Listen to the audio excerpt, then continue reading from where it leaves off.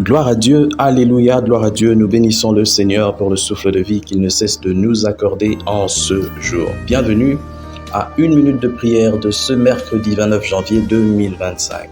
Le Seigneur a mis en mon cœur le désir de partager avec vous ce passage de Marc chapitre 6, le verset 1.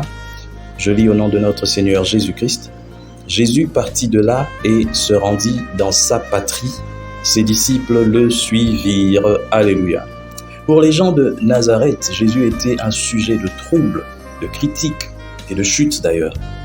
Ils ne pouvaient s'expliquer le secret d'une telle vie. Ils le traitaient comme le dernier et le méprisaient des hommes. Pourtant, ce fils du charpentier les étonnait, parce qu'il était soumis au Père en toutes choses. Nous le voyons retourner une dernière fois dans cette ville où il avait rencontré tant d'hostilité. Pourtant, c'était sa vie. Chrétiens, nous qui travaillons de nos mains au milieu de la fièvre, du bruit, du courant contraire, nous rencontrons deux fois cette hostilité qu'avait rencontrée notre Seigneur Jésus-Christ. Si vous êtes en communion parfaite avec le Père, quelles que soient les contestations, l'opposition que vous pouvez rencontrer, le Seigneur vous fera parvenir à bon port. Vous allez remplir votre rôle, vous allez réussir votre mission. Donc, nous ne devons pas savoir que c'est parmi ceux qui nous connaissent bien, ceux qui nous sont proches, que vient le plus souvent l'opposition. Les gens qui vont nous attaquer, les gens qui vont être contre nous, les gens qui vont nous faire des coups bas, ce ne sont pas des gens qu'on ne connaît pas, mais ce sont des gens qui sont vraiment ceux qui nous sont proches.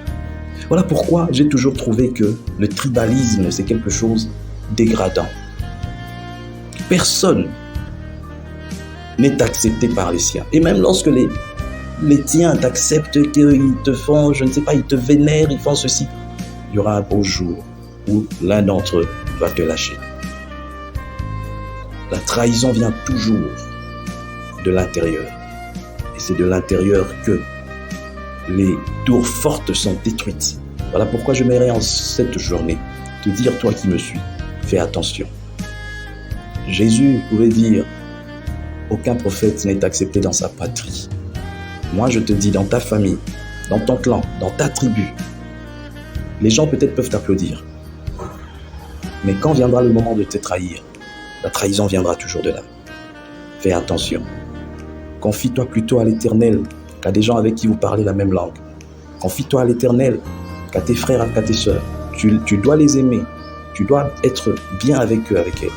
Mais ne pas remettre ta vie entre leurs mains. Ce serait une grave erreur. Que Dieu bénisse sa parole et qu'il vous aide, vous tous qui m'avez suivi, à lui faire confiance à 100%, afin que votre vie soit protégée par lui seul, qui est digne de toute confiance au nom de Jésus-Christ. Amen.